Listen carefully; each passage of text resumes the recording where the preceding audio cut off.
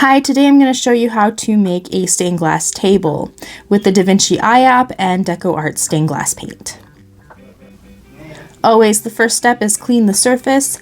This prevents fingerprints and other dirt to be permanently on the table when it's done. I'm tracing the table onto some tissue paper. This is the biggest piece that I have for paper, and I'm going to fold it into quarters. This will help me find the center of the table so that I make sure the design is nice and symmetrical when I'm done. Now I pulled up the Vinci Eye App and I'm streaming it to my TV, as you can see here. First, I'm going to make sure it's nice and level, and then I'm going to align it right to the center so that, again, it is nice and symmetrical when it's done.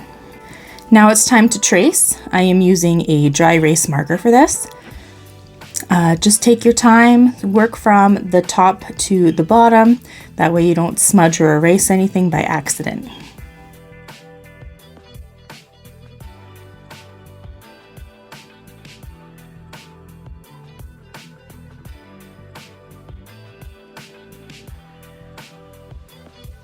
Next, we're putting some tape on it and some paper, and we're going to flip it over nice and gently. This way it doesn't smudge or erase those lines we did earlier. The reason why we flip over the table is so that the dry erase markers aren't permanently stuck in the back of it. So we just trace the other side and we erase it, making the lines nice and clean and look nice and professional. This is leading paint, by the way. Now I like to wait for 24 hours to start painting with the color, just to make sure everything's nice and dry and I don't accidentally smudge the lines. Now, painting with this kind of paint is quite a bit different than just acrylic paint. You need to flood it, and then you use a toothpick to kind of drag it to the edges. You can mix the colors to make new colors, or you can do an ombre effect using one color for part of the section and another color for this other part of the section, and do back and forth motions with the toothpick, or circular motions depending on the texture you want to have. You can also add glitter to make a little extra sparkle.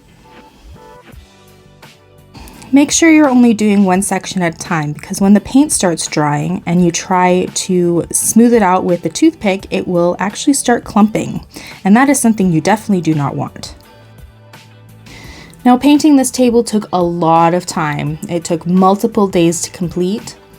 I'm also going to be posting a bigger table that I worked on, same pattern, but I did a few things a little bit differently than I did today.